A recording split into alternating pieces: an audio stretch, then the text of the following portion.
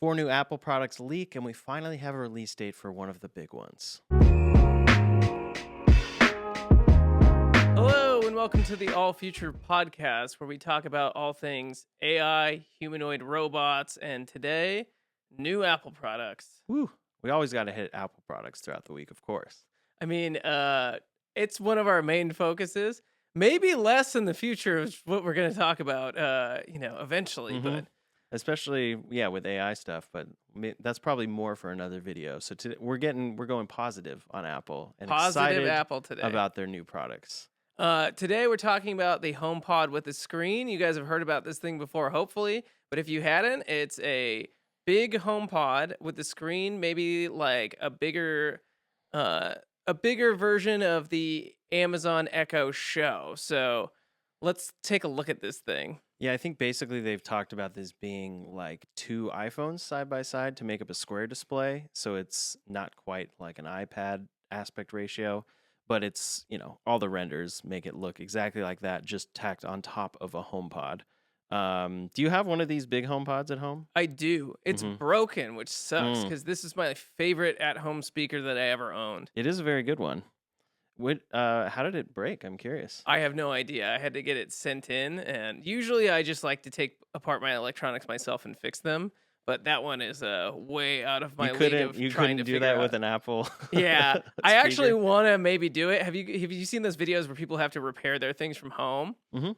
And Yeah. they get these like big silicone like things sent to them where it has like a suction cup, and it's this thing where you have to like take there's all these industrial grade tools because Apple lost a lawsuit that said they have to let people repair their phones from home. Yeah. Like the iFixit is always the big one associated with all of that. And overall, I mean, the right to repair thing is kind of a good thing. And we see that with especially bigger companies now, like Tesla, when it comes to like getting your massive EV repaired. Like, where's that going to go in the future? Yeah. But in any case, for now, you're not getting your HomePod. You're not fixing it yourself. And this HomePod home device with a screen is expected soon. Is there like what would you call this? I don't know, because what are you using before? You're using an iPad and you have your little HomePod minis everywhere, probably. Mm-hmm. And so I would call it, like a home device, a home show device. I think this is marketed at, older people or people who are super into home things, because you could sell it to an old person as a digital picture frame and something to call your kids on when you don't really understand how to use something that's sort of a one device for all, even though you can probably do it on your phone or you could probably do it somewhere else.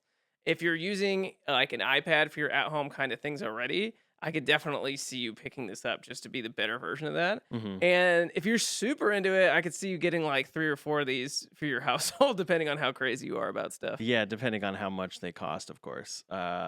It's interesting. I do a lot of HomeKit stuff at home, and I have some situations where it's like, oh, it'd be great to have an iPad mounted for that use. But actually, the majority of the time, it's like, oh, I could use voice commands for most things, but like this one particular light, I just like to be able to dim it quickly. So then I put it in my shortcuts on the, or not shortcuts, whatever, the control center Yeah. on the phone, and that makes the most sense for me.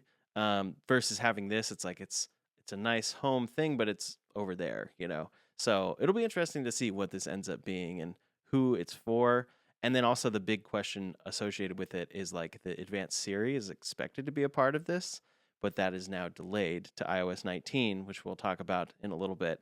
But the timeline for this is supposed to be Q3 of 2025 for its release. So I think that coincides with coming after WWDC, and then that also means it would coincide, hopefully, with the release of iOS 19 with that updated Siri, which honestly, as someone who uses HomePods a lot, it needs to have that if they want to advertise a new product and get new customers in for that thing. So we just saw the Siri demos last week, and the Alexa demos on. I need to make everyone's home device go off. We saw the new Alexa Their Hey demos. Google devices. And do you even think that if Apple did create something like that, because the Alexa stuff was good, Mhm. and there's stark differences where Amazon already has all that information on people, and they already have their like TV service, they already have their music service. Not that Apple doesn't have those things, but they're integrated in a lot more places, and then they could just like push you straight to Amazon. So if you get an Echo Show in the future Hmm. that is this size with this quality of speaker, like the Fire version of this, you can directly buy products with this thing. So if it's in your kitchen and you run out of milk, you can literally touch the thing like the Sixth Day with Arnold Schwarzenegger. Comment Hmm. below if you've ever seen the Sixth Day with Arnold Schwarzenegger with the original digital refrigerator. Uh, and it goes like, "You are out of milk. Would you Mm. like to reorder? You have reordered milk." You know? Do you remember like a Disney movie called like Smart House or something? Yes, I don't Yeah. remember like the scenes from it, but I Disney definitely Channel remember. Yeah. original. I just remember like they throw a party that their parents don't know about, and then the house cleans it all up. But then they get busted because like one person left a sweatshirt somewhere that it Oh couldn't no. access, and then I like somehow turns evil. It's a pretty. It's I almost want to go back and rewatch that. That's a Disney Channel original. In my head, it's great, but I'm sure it's great in the sense that it's very bad now. Yeah, it's all the Stanley Kubrick. What's that movie called? Space Odyssey. Yeah, Yeah, yeah, 2001. yeah. Hmm. It's all based on that kind of stuff, except Yeah. the kids version. Yeah, exactly. Got to have the kids version on the Disney Channel. But now we're talking the next product, or the next three products, I guess, are the ones that will appeal to the masses, and that is the updated iPhone 17. We finally So, got a good render of these. Not render.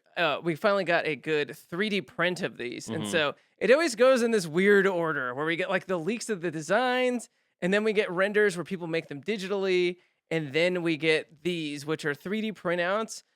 Because this is what like people like Spigen or other case manufacturing companies will use to make their cases around. And these are the dummy phones that are 3D printed, and they'll send these things out. You'll see these all over China. We've been getting these things for like 10 years. We actually had one of the first 3D printers in our office like 10 years ago oh, when one of really? the iPhones came out, and 3D printed one of these dummies ourselves with their Nice. schematics that they gave us. Interesting. It's been happening for years and years and years, but this definitely gives us, an image of what we might see. Hmm. And Mr. Complaining about no new designs over here, named Andrew, is very happy that we're seeing three different, Hmm. distinguished looking iPhones. Yeah. My God, we have been waiting for this for a long time. And hopefully, you will actually be able to see from afar. This is what I keep saying, that someone has a different device than you. Hmm. And we get all in the comments all the time, like, that's so petty. Who would buy something like that? Everyone. You guys Hmm. do not know how marketing works. I can understand if that doesn't work on you, and I'm not trying to defend it and go, that's a good reason to buy a phone. If you're trying to keep up with the Joneses, that's not a good reason to buy a phone. But it is a reason that people buy phones. So, Hmm. what do you think of these new designs? I mean, overall, cool. I don't know what else they would do here. If I look here, Pro and Pro Max, it basically just takes the current design and expands it to the entire back. This might eliminate a little bit of that wobble that you have as a result of like the off center thing that happens with the cases when you place it on a table, which could be nice, I guess. But it seems like it'll still probably have it because the camera bump is still more significant than the bump below it, that is then a bump above the actual phone. But the 17 Air as well looks pretty cool. That's the single camera. I'm curious if this is all just for, you know, just looks and everything. Is there going to be some sort of extra sensor in here, or is this literally just a bump to have a bump? Maybe it's like a dynamic island screen, something we don't know Mm, about. I don't think so, because that would drastically increase costs, and they're yeah. not going to do that. But Hmm. the one bummer here is the iPhone 17 looks exactly like the past few generations of iPhones, but at least it'll be differentiated at this point. Maybe we'll get a new color or something like that. We don't have a lot of detail about color on these things. Hmm. But these look cool. I'm really excited for this gen just because they took a chance for once. Hmm. Jeez, it's been a long time. Yeah, it's been a long time since we've seen anything but that just ever expanding bump, which I guess this is just further expanding the bump. But at least it's a bigger jump this time around. But yeah, it's funny that still the triple camera orientation over here, still the single for the Air. So this is supposed to be like the thinner, cooler phone that is different than usual, and then this is just their standard one going with them in line. So this will do spatial video, this will do spatial video. I guess that's one downside of the 17 Air is you don't have spatial video, but spatial video is something that only a very small part of the population can even Oh. view at this point because it's only available to view on the Apple Vision. And I will say, when you can watch a spatial video, it is pretty amazing. Um, Stuff that I've taken, I'm excited for years from now to be able to go back and watch spatial video. I think it's going to be a type of memory that is way just unlock something much different than photo, video, or any other thing that you've done. But it's kind of like a long haul thing that you're doing because it's like I can watch these myself for now, but hopefully down the line, this technology becomes a thing where it's like, yes, I have been taking spatial videos for 10 years and now it finally pays off because more than just me and like a couple tech people have a device that can watch this. But that device, of course, is the Apple Vision Pro, which is what we're going to talk about now. We are getting, for all of us rock and roll fans out there, a Metallica concert on the Apple Vision Pro. Now, this is super exciting for me. I love Metallica. Me and Ryan are both drummers. Mhm. Not the best drumming band in the world, but one of the best rock and roll bands to ever exist, Metallica. And I've watched some of the concert things. Did you ever get a chance to watch the Alicia Keys Mhm. incredible. I Yeah. thought super good, and I was really hesitant to go like, "What are you gonna show me in a rehearsal room that you can't show me in a concert?" Or Mhm. it sounds very close and very intimate in a way that you can't get in any other way. There's a sense of closeness with the spatial video and things like that that you're Yeah. really not gonna get in any other way. And I'm excited to see what this actually brings, how they're gonna use the cameras. It's been really interesting in a lot of these things. Hopefully, it's not just like a stick in the audience, that a lot of these can be. You just Yeah. set up the camera in front and it's like, okay, you have this view of the stage and you can see James is uh up his pants. I'm like trying to find the PG way to say that, but you're literally just looking up because these 3D videos are like placed on the base of the stage. So you're like looking up someone's nostrils. Yeah. And it's so like, what am I, is this better than Mhm. like, watching a videoed concert that has all these different angles? Mhm. So you really have to try to get something that like has all these specific angles to it. And Yeah. Mhm. I just busted out my Apple Vision again for the first time in like 4 months. Mm. And I started watching some of the spatial content. Have you seen the show Boundless on there? And one of the episodes was the hot air balloon episode. Okay, so I guess yeah, it's funny to think of they're all called different things, but it's like they're all kind of Yeah. the same thing. It's just different episodes. Like yes, you can categorize them. So, I've seen the hot air balloon one. Yes. I don't think I've seen other episodes of Boundless specifically, but I've seen that one. I've seen a bunch of the other stuff. A couple concerts. I watched the Ray concert. Oh, was that Yeah, good? yeah, she was great and very cool because you're like right there. Like they lined up everything, and the camera's just going is in the middle, and then there's band members to the right and to the left, and then she's performing and coming at the camera and going back. Yeah, I think it's a very cool thing. But those are more intimate concerts, like designed for that in a studio, versus this Metallica one is like an actual concert from their tour. So yeah, I am curious to see. Is it a stick in the audience or is it actually something, really cool?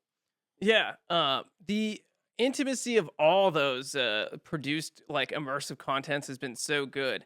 The hot air balloon one is one of the only ones where you can actually get a sense of how big things are because Hmm. you're put at like the bottom of a screen and you get I'm going to date myself or whatever in film school terms, but you get the Lawrence of Arabia effect where they were like one of the first films to really put a camera like super far away from these like giant sand dunes, and then you get like a scope of how big these things are because you see these tiny people and these tiny camels on screen and you're like, wow, that sand dune must be gigantic. Hmm. And that has to do with the lenses and the way they shot it, but it's the same thing here where you see like you can literally like look up and see that there's four more stories of hot air balloon on top of you, Yeah. and then you get to like look out and over these things, and it is just incredible. And it's an experience that I think is just some of the best VR content I've ever seen created. Hmm. Yeah, I definitely agree. And those concerts, but then I've also seen the like the free dive under ice and he got the world record. That's pretty crazy and pretty terrifying. They do a good job of that. I've seen that submarine short film. Yeah, yeah. That was interesting. I've seen a bunch of them and then the concerts and stuff. And yeah, when you experience it, it really is like, wow. But then you kind of feel that feeling of like, okay, where can this go from here? I'm not really sure because like the nature thing's amazing. These small stories and like short films are amazing. But would I want to be in this format for a long format thing? Or would I just be like, okay, I get it now. I'm tired of looking around. Yeah, I don't know. Yeah, it really has to be like a really great video game or a really great something like where you're in the middle of the story. And a video game is like the best version because you could choose how long you stay in it, right? If you don't like to be in it for longer than 10 minutes, you could play 10 minutes of a video game and just pick it back up again. And it really, speaks to the fact that like I'm excited that we're getting all these other 4K headsets in the future, like the Samsung one, and just we're gonna have more variety of these like premium headsets. And I would just go to like some VR arcade and spend $20 to play with it for an hour instead of spend 4 grand on one again, Hmm. and just use it as a gaming device, and that would be super worth my while because Yeah. it's so fun and these games are so immersive and it's actually scary and it's actually like terrifying when you're in the middle of something and closed Hmm. off, and all the problems that the Apple Vision has, this is what it does better than anything. And Yeah. this it's not Totally. worth it to buy it for just that, but this is better than any other viewing experience out there. Hmm. And so when these things become more popular, cheaper, like whatever the things are that make VR more accessible to people, it will be its own category that is super interesting. Yeah. And I think filmmakers are just starting to scratch the surface of what you can do with this So thing. correct me if I'm wrong, but I think Apple has done a lot that maybe people aren't aware of as far as like standardizing video codecs and standardizing things in that world in the past. So I'm curious, like they have all this stuff that's designed for the Apple Vision and Apple Immersive thing, all of this stuff. But now that we're going to get these competing headsets, it's going to be ridiculous for a filmmaker to like film something for the Apple Vision and then also have to film it on different equipment for the Samsung headset. So do you think this is something that they're going to end up standardizing as kind of like a format? I'd hope so. It feels like what you're saying. We're back at um, movie files like Mm-hmm. .mov or things like that Yeah. versus MP4s, or yeah, we're back at a place where without the standardization, you have to use a Quest to watch the stuff on YouTube. Mm-hmm. You have to use the Apple Vision to watch immersive video.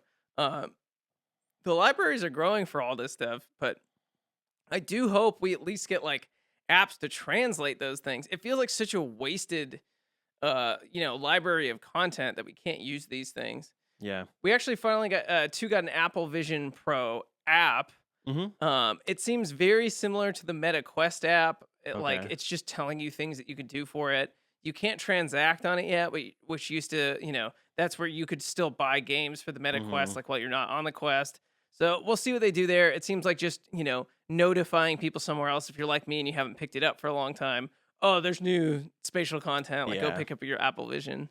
Yeah, because that is the thing. Like, if you are unaware, it's like it's more of a thing to put on, and then like it's. I feel like it's one of the worst Apple devices as far as you knowing if it's on God, or I if hate it's that. dead or if because I feel like I'm in the thing. It's in the dark, and uh I'm huh, like, is it on? Is it going? yeah, Did it make a sound? And then like you slowly see the Apple logo come out from the darkness, yeah, and I'm like, are you serious? Like, you can't just like have a light or make a mm-hmm, noise, like the startup, like imagine the boot up sound for all of your Mac computers. Like, yeah, give me that. yeah. It's one of the worst devices for that. So it feels like in order to find out if there's new stuff, if I'm just curious, maybe I'm not even gonna watch it right then. Yeah, it's like this whole thing to put it on, but now you can see it on your phone. Yeah, I would love exactly. you to be able to download the spatial or not spatial, the immersive content as well. Because I'm always watching it at night, and like my internet's always not as good at night as it is during the day. Weird. I think it's just like kind of a demand thing, where like people are sharing lines, and I can't go Ethernet into the Apple Vision, at least not easily.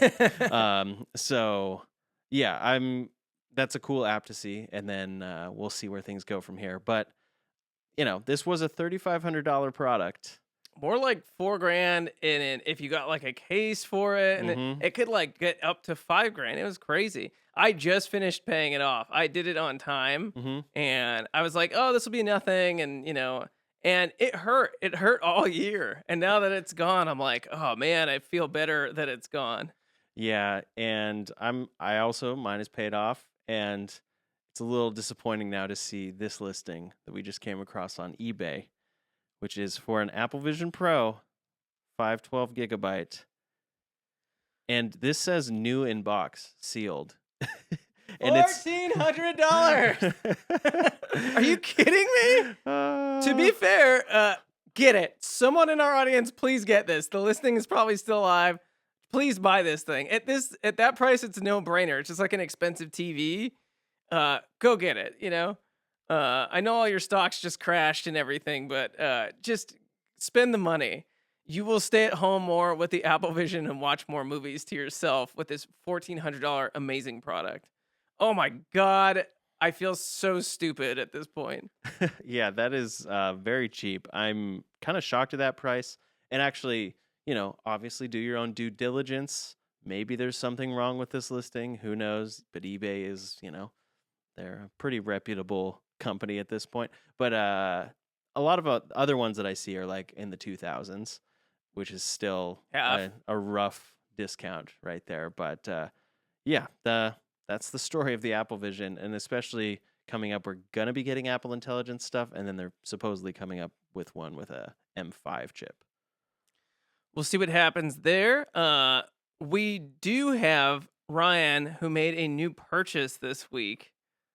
Do you want to tell everyone what you got?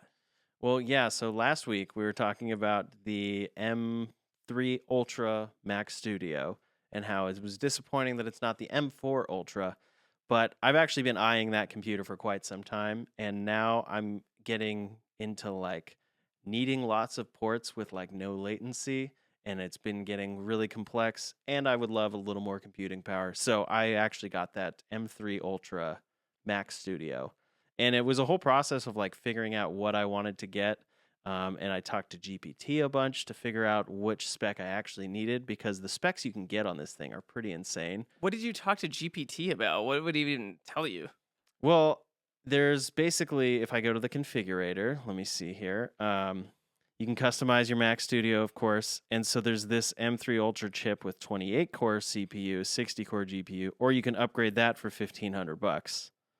Or you can upgrade from 96 to 256 to 512 gigabytes of unified memory, which of course is RAM. So I was deciding what do I actually need between those upgrades because these are all crazy numbers. Do I like 512 gigabytes of RAM is insane, but yeah, what do you actually need all this computing power for? What kind of projects? And I didn't want to just go nuts on it, so I decided between upgrading RAM or upgrading the chip basically. And it recommended that for my use cases, just upgrade the chip and then keep RAM at 96. Did it say what kind of projects were you talking about using with it? Well, basically, like editing 4K video and a bunch of streams without like compressing it ahead of time, and then 360 video, which I've been having fun with lately. But like trying to do that where I have multiple angles of 360 with the angle chosen in Final Cut, and then it's a compound clip, so the sequence actually has a bunch of things stacked. That was the kind of thing that it was like you'll still be great with 96 gigabytes, and anything above that it was kind of saying you have to be doing 8K multiple streams and also be rendering like 3D stuff. Yeah, which is wild. That's kind of what we've been telling people all this time, right? Like as we get these crazy RAM upgrades or these chip upgrades, what are you really going to be doing and do you really need that horsepower? It's like getting a car that can go 1,000 miles an hour, but you're driving 65 every day on the freeway. You're like, Yeah, do I need this? a Like, lot of electric vehicles are that way at this point. Like the yeah. 0 to 60 is a time that they're quoting all the time, and it's like anything over like 5 seconds, you're already awesome, and like it's gonna feel incredible. Or under 5 seconds. But yeah, you see that all the time, and it's the same type of situation. Like day to day, who's actually using that 0 to 60? And again, yeah, day to day, who's using 512 gigabytes of RAM? So yeah, this 512 gigabyte version of this Mac Studio has been delayed, and it does have about a 2 week delivery delay. So for all of you who need 512 and you need that in a potentially up to $14,000 configuration, it's going to take you a little longer to get it.